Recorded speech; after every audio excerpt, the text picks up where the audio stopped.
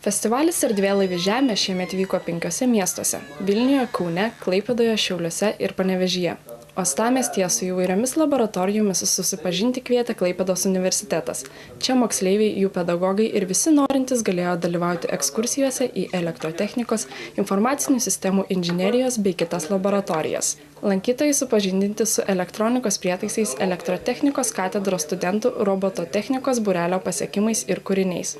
Klaipėdiečiai uosto inžinerijos ir navigacinių sąlygų tyrimo laboratorijoje susipažino su ten esančia technika, Klaipėdos uostų, jo galimybėmis ir plėtros perspektyvomis, pademonstruotas ir laivo įvedimas į ateities Klaipėdos uostą.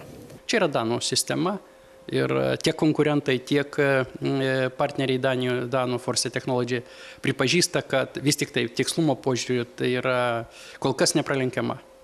Štai Lietuvos jūreivystės aukštosios mokyklos kapitonai apsilankiusius miestiečius taip pat supažindino su realia jūrinio laivo įranga, jos valdymo galimybėmis. Moksleiviai galėjo valdyti įvairius laivus sumodeliuotose realiuose plaukiojimo rajonuose. Šitas treniruoklis yra, galima jį palyginti su vakarų Europos kitų universitetų treniruoklis, jis panašiai yra toks pat, o galbūt netgi šiuolaikiškesnis, kadangi aparatūra pas mus, pavyzdžiui, elektroninis jūrlapis yra pats šiuolaikinis, taip vadinamas Transas 5000, tai pats naujausias, pati naujausia įranga.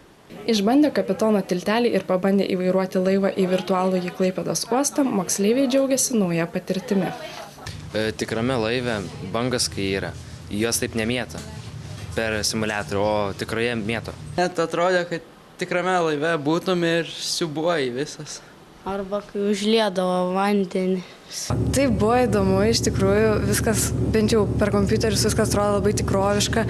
Renginių koordinatoriai tikino, esą toks festivalis naudingas ne tik mokinių profesiniam orientavimui ar bendros erudicijos plėtrai. Festivalio Erdvėlaivis Žemė renginiai suteikia galimybę novatoriškai atskleisti mokslo technikos privalumus.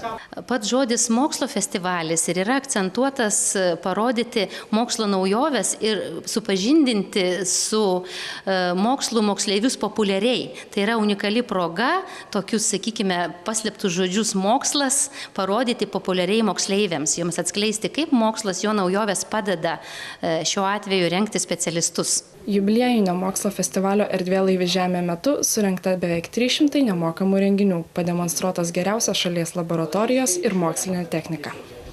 Mokslo festivalis Erdvėlaivis Žemė sukvietė visus mokslu besidominčius į 5 didžiausius Lietuvos miestus.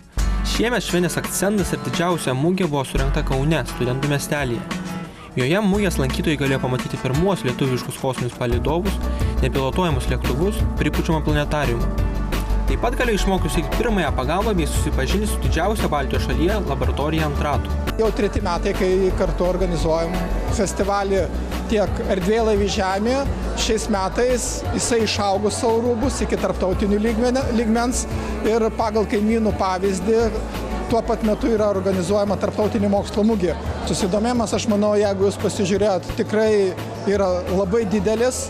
Vien tik taip preliminariais duomenimis į įvairius renginius yra užsiregistravę virš 3000 moksleivių. Kadangi šitas festivalis Erdvėlaivis Žemė pasiūlė mums prisijungti prie šio renginio, o ugniagesiam yra tikrai svarbu ir patiems yra svarbu naujovės ir jie patys dažnai susiduria su naujovėmis. Ir mes turim ką parodyti ir pamokinti žmonės. Yra pristatomos žiedadulkės, nes Šiaulių universiteto aplinkotyros katedroje yra vykdomi aerobiologiniai tyrimai, kuomet žiedadulkių gaudyklės pagalba yra surenkamos ore sklandančios žiedadulkės. Visa informacija vėliau yra pateikiama visuomeniai, ypač tai yra naudinga alergiškiams žmonėms, kuriems yra svarbu žinoti apie žiedadulkių koncentraciją ore, kokie augalai šiuo metu žydi. Itin aktyviai festivalyje dalyvauja moksleiviai bei studentai, liko sužavėti mugėje rodomais eksponatais ir tikėjosi, kad tokių renginių ateityje vyks daugiau. Visai nieko, planetariume nesenai buvom, įdomu buvo, papasako įdomu. Šiaip visko yra daug. Iš tiesų patinka, įdomu, čia viskas, daug sužinai. Palyginus fantastiškai, palyginus daug žmonių ateina ją, plačiai domisi, labai įdomios naujos technologijos, ką galima pasiekti. Tiesiog klausimai yra palyginus daug. įspūdžiai labai geri iš tikro, labai smagu, kad yra susirinkę tiek žmonių ir tai yra labai didelis džiaugsmas mokiniams ir jų mokytojams. Visai neblogai atrodo, pakankamai įdomu, viskas labai daug skirtingų stendų ir skirtingo pobūdžio, kaip ir mokslo pristatymų ir panašiai. Labai stebina tas toks sugebėjimas iš tikslių mokslų atstovų pusės taip įdomiai pateikti įvairius eksperimentus ir atradimus, naujausius atradimus. Aš esu kosmonautas iš informatikos fakulteto. Nešu žinią apie mūsų vieną pirmųjų bandymų išskristi į kosmosą. Ką čia tokį geri? Geliu Pepsi su sausu ledu ir mano kolegos ką tik susprogdino butelį su sausu ledu. Ir kodėl jis taip rūksta? CO2 dujas. Ir kaip skonis? Prašom. Erdvėlaivis Žemė tęsiasi iki rugsėjo 19 dienos.